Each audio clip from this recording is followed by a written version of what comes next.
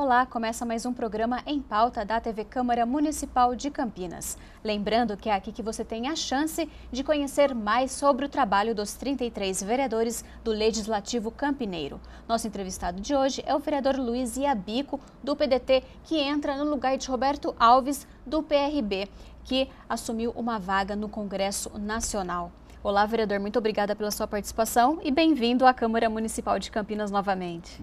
Obrigado, Pamela, pela oportunidade. É um prazer estar aqui novamente com você e fazer parte da Câmara Municipal de Campinas novamente. Vereador, o senhor assume agora a vereança por mais 2 anos, 2015 e 2016. Quais são suas expectativas na Câmara Municipal? E, na verdade, uma vez assim, que o senhor está numa zona de conforto, né? Afinal, é seu 4º mandato agora em 2015. Pamela, primeiramente queria agradecer a toda a população de Campinas por ter me reconduzido à Câmara Municipal, apesar de eu ficar 2 anos como primeiro suplente. Eu obtive quase 4.000 votos, de uma diferença muito pequena, eu não assumi desde o início. Então eu quero agradecer aqui toda a torcida, a paciência, as orações, o apoio nesse período de 2 anos. E parabenizar o vereador Roberto Alves pela posse recentemente para deputado federal, que ele faça um belo trabalho. E Campinas com certeza terá um representante excelente, que é o pastor Roberto Alves, pelo fato do bom trabalho que ele fez aqui na Câmara Municipal de Campinas. E eu retorno depois de quase 4 mandatos, né? Essa será meu 4º mandato. Eu volto realmente com um pouquinho mais de experiência, comparando com os novos que estão aí, porque nós já passamos por muitas emoções aqui na Câmara, né? Fatos importantes, e a cidade de Campinas cada vez maior, cada vez mais pujante, é uma cidade que gera muitos empregos, é um polo de indústrias, de serviços, né? E de comércio, e quanto mais a cidade cresce, mais a administração pública tem que ficar atenta, e a Câmara Municipal mais atenta para fiscalizar o orçamento que cada vez mais cresce.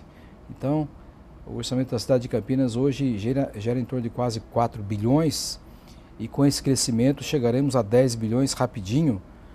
Então, é muito grande a responsabilidade de uma Câmara Municipal fiscalizar e fazer com que esse orçamento seja bem aplicado. Agora, foram 3 mandatos, né, que o senhor esteve aqui na Câmara Municipal, então é muita coisa para a gente falar num programa de 15 minutos. Claro que ao longo desse ano e do ano que vem a gente vai conversar muito, vereador, das suas atuais ações aqui na Câmara. Mas que balanço que o senhor faz desses 3 seus mandatos? Qual que era a principal bandeira da sua vereança, do seu trabalho como legislador?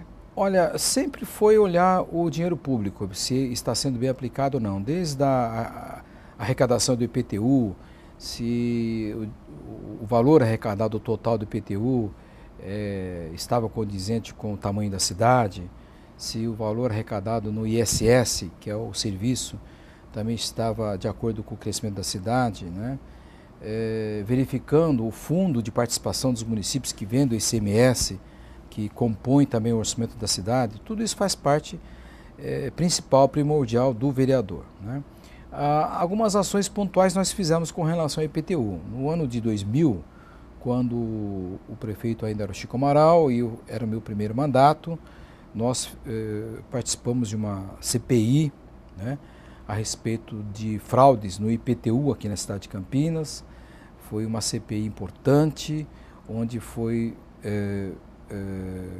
forçado o executivo, na época, o secretário de Finanças, etc., a mudar alguns critérios de cálculo para o lançamento de IPTU, né? Isso corrigiu, por exemplo, a tabela de valores, mapa de valores do IPTU, que vigora até hoje. Depois disso, nós participamos de algumas ações, por exemplo, com relação ao lixo da cidade, algumas ações aí no debate do meio ambiente da cidade. Trouxemos vários cientistas aqui na Câmara para debater as questões da água, né, que na época já era importante, hoje nem se fala, né? E eu participei também, muito ativamente, no item do jovem aprendiz, daquele jovem que depois dos 14 anos de idade, até os 18, ele pode ser contratado e deve ser contratado por todas as empresas como aprendiz, né? Desde que esse jovem esteja vinculado, matriculado a uma entidade formadora de jovens profissionais que são jovens aprendizes.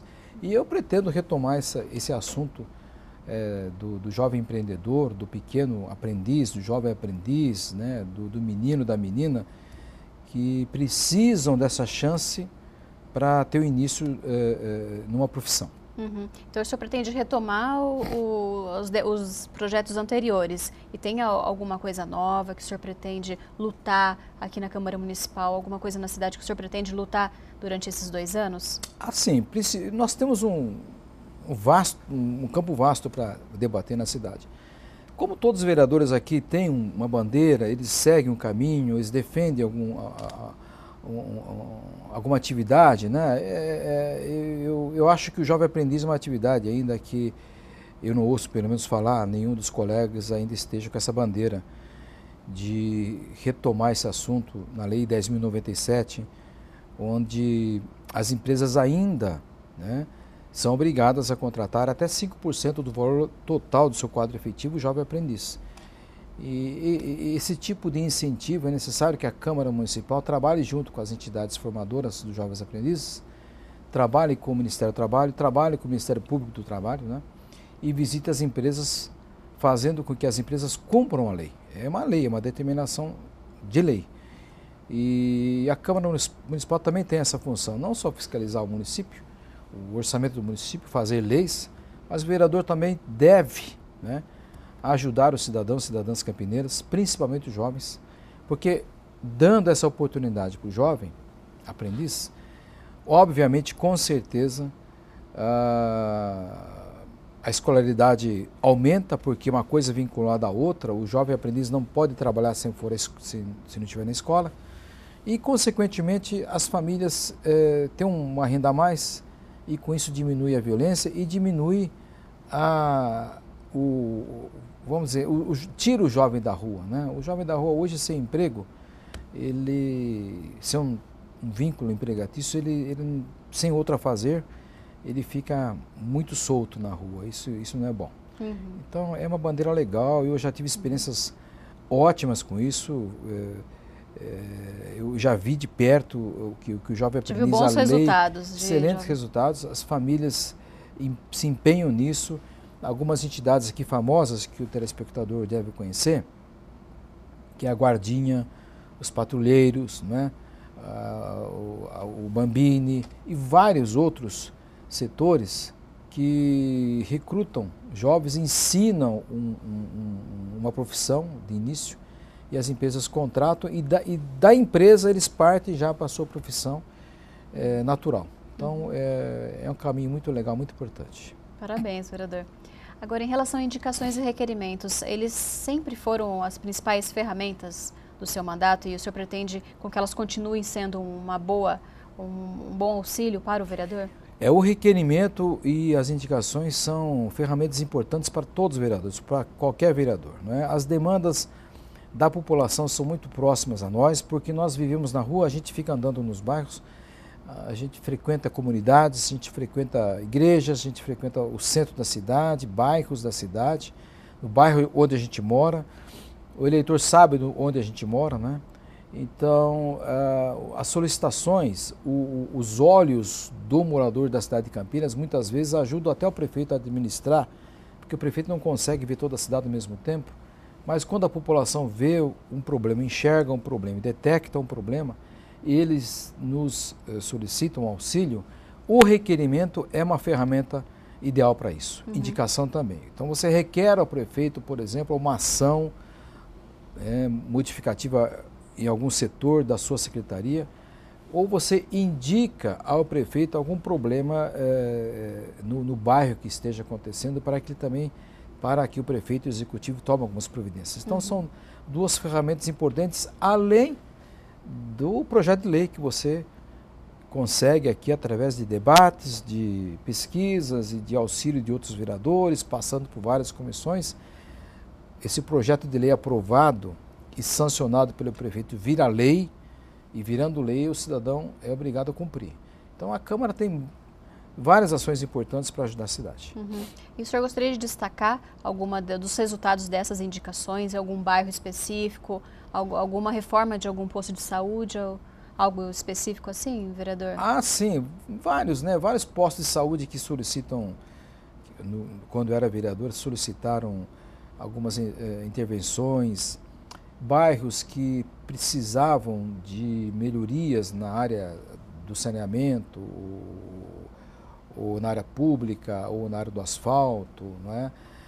Áreas que estavam precisando de um pouquinho mais da colaboração da Guarda Municipal para conter algum problema de violência, por exemplo. Todas essas ações a gente solicitou através de requerimento e indicações e, na época, os prefeitos atenderam, né? Desde que você faça um requerimento, uma indicação de uma forma correta, pontual, razoável, né, com fundamento, e que aquilo realmente surta efeito imediato com o executivo agindo, é importante o vereador encaminhar, né? Se você faz indicações, várias indicações por puramente fazer para encher o seu currículo, por exemplo, isso não é legal. Então, o que importa são poucas indicações, poucos requerimentos, mas com fundamento deles poderem ser atendidos e com resultado, né? E com resultado. Né? Então, e o senhor atendia toda a região de Campinas ou tinha algum lugar mais específico que alguns vereadores acabam atendendo, né?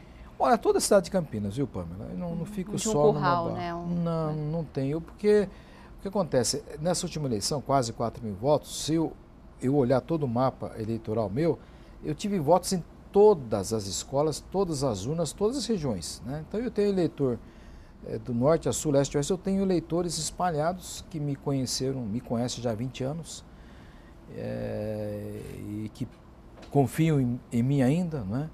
Então quando o eleitor vota, lá na pontinha da cidade, mesmo morando aqui no Castelo, aquele eleitor sabe que se pedir uma indicação, um requerimento, uma elaboração de uma lei, eu com certeza vou atendê-lo. Então eu atendo toda a cidade de Campinas, não fico só numa região trabalhando. Não. Moro no Chapadão, moro no Castelo, obviamente nasci lá, moro lá há 50 anos. Conhece mais, né? Conheço mais pessoas, as pessoas me conhecem andando na rua, mas eu circulo pela cidade toda, sempre circulei. Agora, mesmo nesses 2 anos afastado, o senhor continuou atendendo algumas pessoas no que era possível ou não? Nesses 2 anos que eu fiquei afastado, eu voltei para o meu trabalho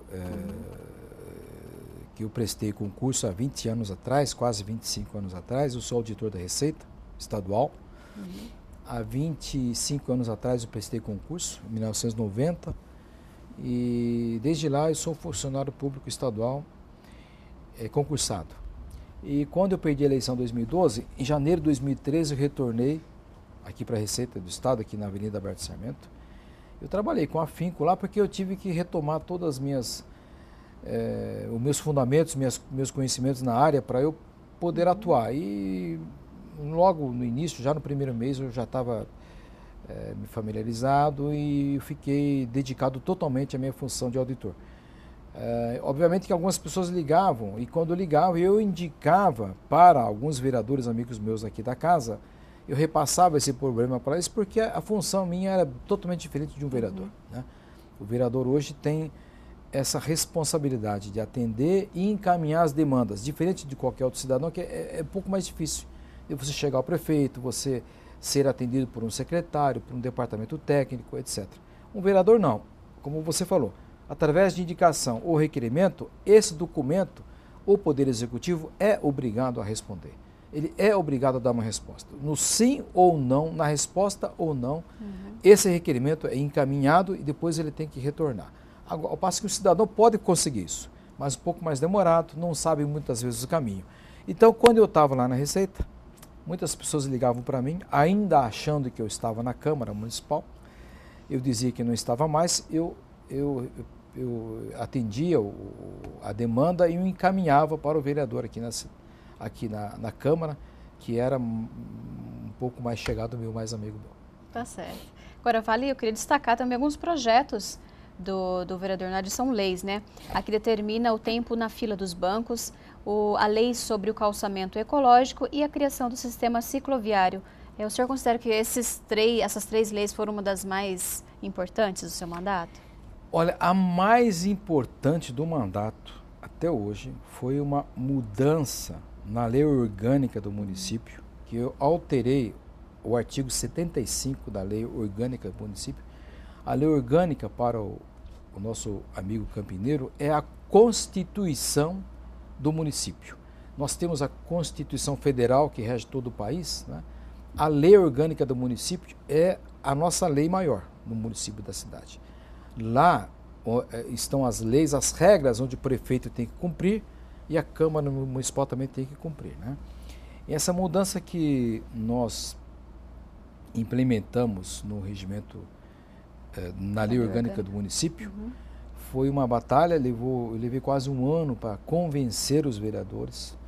Nós tivemos que passar por 2 votações de 2/3, né, dos 33, aí 23 tinham que votar nominalmente, né? É uma votação difícil, não é quórum simples nem maioria absoluta, 2/3, né? Onde eu modifiquei o artigo 77, na verdade acrescentei a linha A, que trata do plano de metas. O que vem a ser esse plano de metas, bem resumidamente, né? O prefeito eleito ou reeleito deverá, dentro de 90 dias, comparecer à Câmara Municipal de Campinas, nos primeiros 90 dias do seu mandato, e expor para a Câmara Municipal de Campinas e toda a imprensa falada, escrita, televisada, a cidade inteira, o seu plano de metas no próximo quadriênio. Né?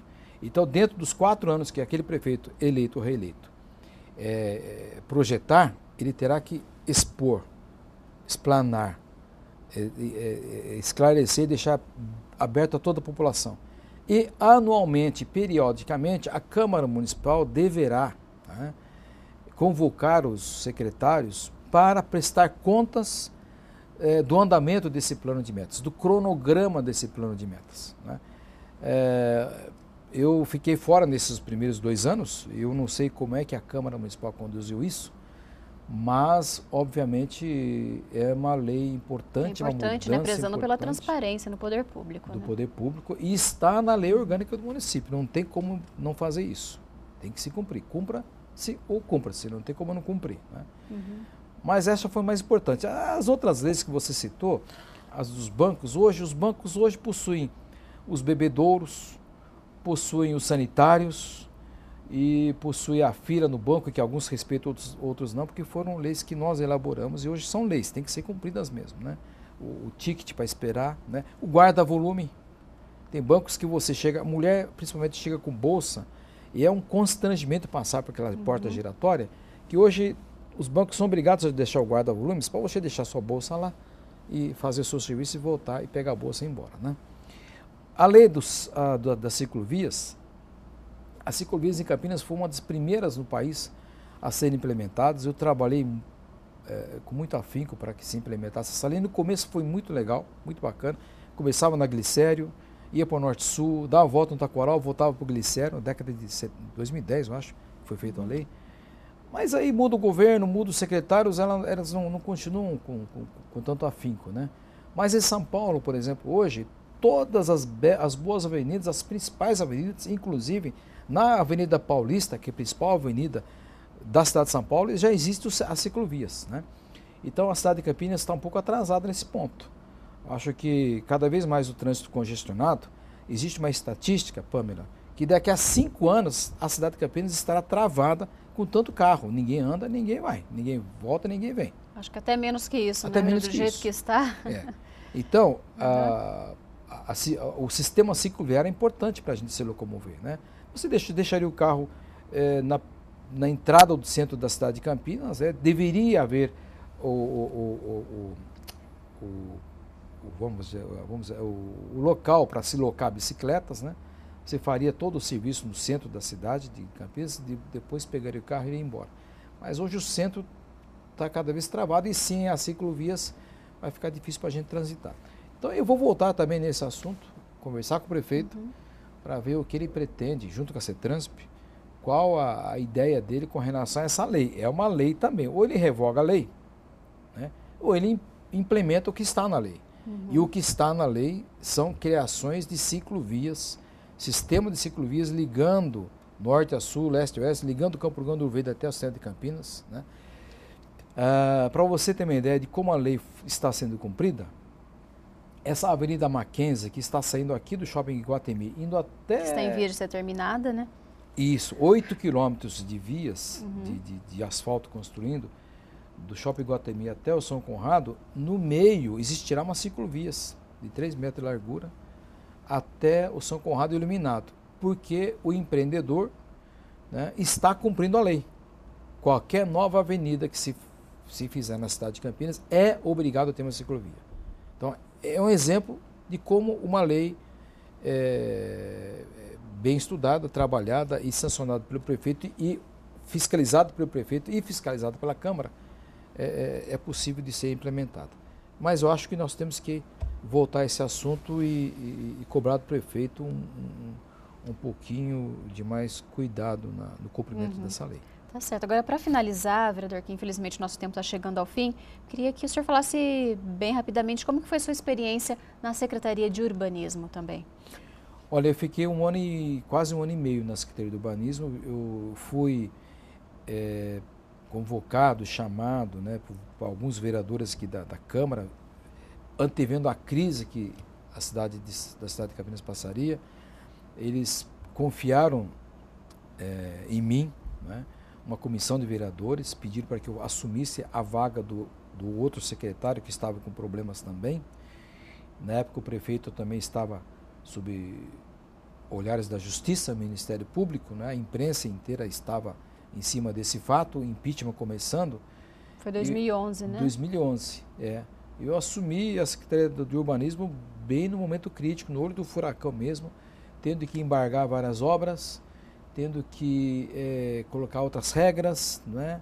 Rearrumar a casa, chamar os empresários junto com os compradores para sentarem na mesma mesa e obrigar os empreendedores, na ocasião, a fazer a parte delas, que eram as contrapartidas, ou seja, as partes obrigatórias legais das construtoras quando se constrói empreendimento grande na cidade, que é deixar as vias públicas, as vias adjacentes ao empreendimento feitas, a área da drenagem construída, né? E nesse ponto foi importante algumas intervenções que fizemos naquela ocasião. Tá certo. Vereador, nós agradecemos a sua presença e esperamos que o senhor volte aqui novamente para falar sobre suas ações aqui na Câmara Municipal de Campinas. E seja bem-vindo. Obrigado, Pamela. É um prazer. O programa Em Pauta fica por aqui, lembrando que você pode acompanhar também a entrevista do vereador Luiz Iabico no YouTube através do canal da TV Câmara Municipal de Campinas. Não se esqueça de acompanhar as demais notícias do Legislativo Campineiro no Facebook, no Twitter, no site da Câmara Municipal e, claro, através da programação da TV Câmara Campinas. Nós agradecemos a sua audiência mais uma vez e até o próximo programa.